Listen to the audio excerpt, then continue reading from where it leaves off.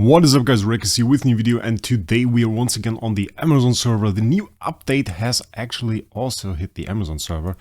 I just activated that. If we check out quick navigation from our VIP level alone, we got 2 copies of the mythical puppy rouge, so now we have an additional 1.7 million HP, 12,600 attack, just in time for Star Expedition, so that's quite nice and very good for us. We still don't have enough to get our first flag chest, but over time that should be no problem getting that one as well.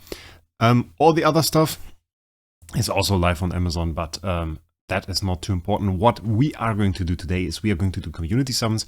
Community summons means basically after every Soul Awakening Gala, I ask for people to send me like the best summons from those summoning items that we get from this. We used to our A-tier item this time on Elena to get PDE later. We got pretty decent copy.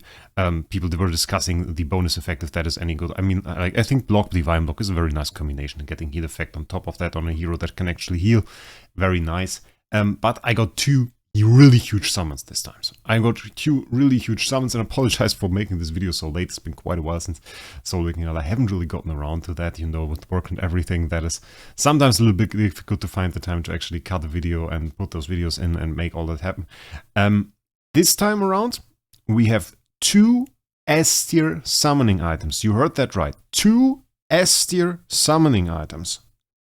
One will be on a Mockman, the other one on a Vulcan, I believe. So quite huge indeed. And by the way, quite funny, I had a free summon, and I used a free summon off camera, and I got this. Just casual E-tier attack, Vulcan, 3,800 attack, quite nice. But that's not what this video is about.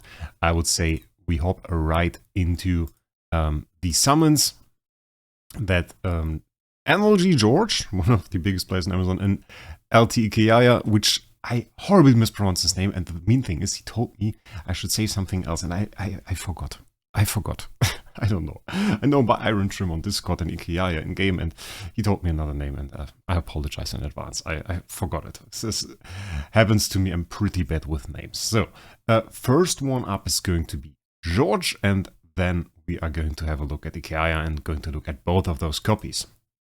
Okay, here we have George hitting us up with the Mockman using the S Awakening item on here.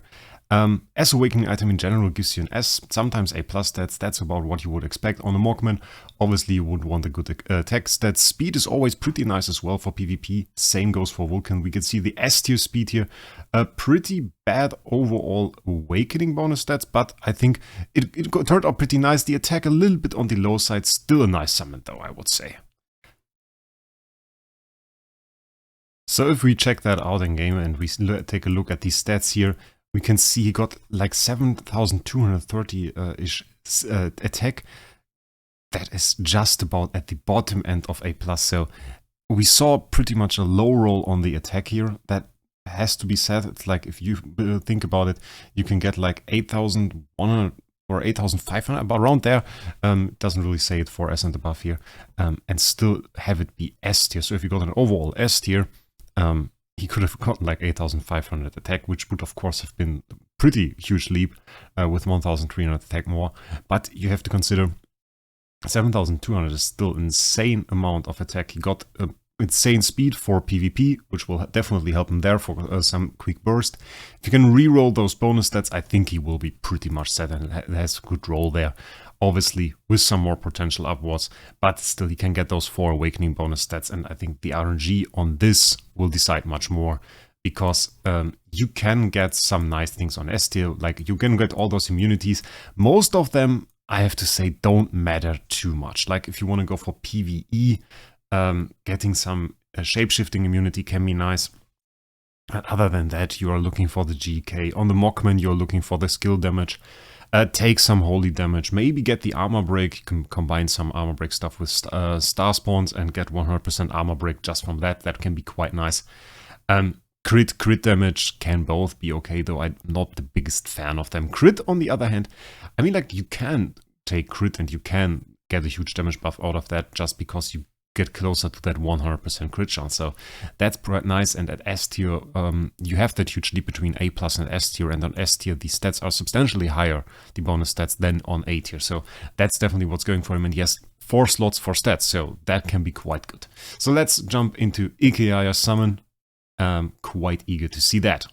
So now on Ikkeahja we are looking at the Vulcan summon. On Vulcan we again want attack and speed. Those are the stats that are attack good for PvE and speed mainly for PvP. We can use some HP. HP is not like a bad stat on Vulcan, considering we can use that survivability, and that can be quite nice. We see SS attack quite huge, not that great bonus stats, but a very nice attack stat, 8,914. Let's check that out again in game. So again, checking that out, the stat line we got was 8,914 speed attack, which is already in the SS tier range, so quite huge on that one. We are nearly at 9,000 with that, and 9,000 is like the last 1,000 that we can get. 8,480 and S tier HP, which is not bad at all, we have to say that. I said like around 8,500 was the change to SS, not quite sure on that one, but should be about right. And then we got the A+ speed with 78. I know he complained about it, he didn't really like those 78 speed. I have to say that's not bad. I mean, that's still top end A+, 72 to 80 on the A+. Top end A+ is still pretty nice.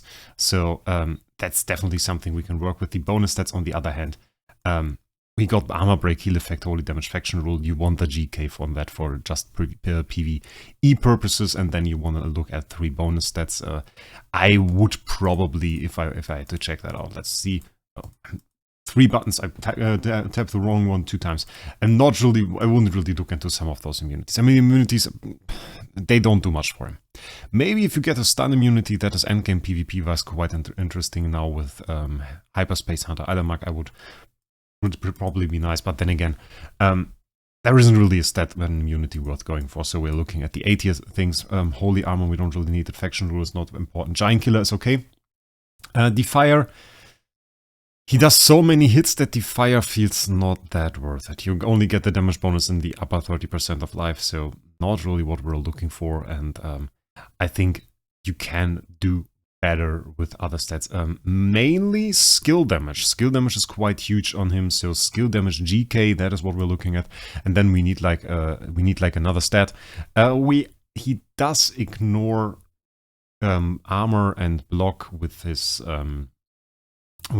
weakness disclosure active. If you want to max for the weakness disclosure active, then probably going for some crit damage is nice. That is definitely an alright stat. Holy damage is nice. You can still go armor break or precision, because it's just the weakness disclosure time that is defense ignoring. So that is something like you can still go for other stats. I often think that people tend to ignore defensive stats. I don't know. People like those big numbers, those offensive stats, but if you're going into PvP, having more damage reduction can be huge. I wouldn't necessarily go for block. Maybe would go for armor, though I would be overcap on armor pretty fast. So like DR is still very nice. It's a very nice thing to go for. So if you can go like GK, DR, skill damage, and maybe some crit or crit damage or something like that, that would be huge. Definitely the combination GK, skill damage, those are the 2 stats you 100% want. And beyond that, just feel free to choose anything. So those are basically the 2 summons that we had, and I think both of those are insane. Also on the Amazon server, to give you a quick recap, we started Star Expedition. I did the first day yesterday. Currently we are at place 3, pretty far behind Valhalla's Empire at the moment, chicken co-op. We still have to check out. We have a lot of attacks still to go. I did only 1 yesterday, and obviously with Soul going on. Soul and Phil, they can do some huge numbers, and they are now in the state of the game where they can hit strong. And Arc Soul has his S tier SFX, SS SFX that I sadly couldn't record the summon. Would have been great to see that summon. But this one is pretty huge, and he has already nearly 10 million attack on that, which is absolutely insane considering he started after me, but with more money, that being said. And with that one, he will obviously absolutely delete in Star Expedition. And remember, the first teams in Star Expedition that we used were SFX teams, so with the dodge he has no problem taking on the enemy boss, can run some Endless Cane or something like that and absolutely melt it. So I'm eager to see his damage numbers at the end of it. We are going to take a look at Star Expedition in the next episode. Don't want to make this one too long. And anyway, I thank you guys for watching the video.